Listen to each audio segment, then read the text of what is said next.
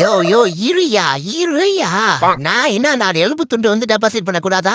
சொன்னா கேளியா? வெளிய சேஃப்டியா இல்ல. பதுங்கு குழியில புதைச்சு வச்சாலும் பிளான் பண்ணி வந்து எடுத்துடுறானுங்க. இவ்வளோ சொல்ற என்னயா பேங்க் நீங்க? என்ன லோடு மேன் லகான் பாண்டி, வியாபாரம்லாம் எப்படி போகுது? எதுவும் பேசாதப்பா. நானே மூடோட்டு மண்டை கேறி போயிருக்கேன்.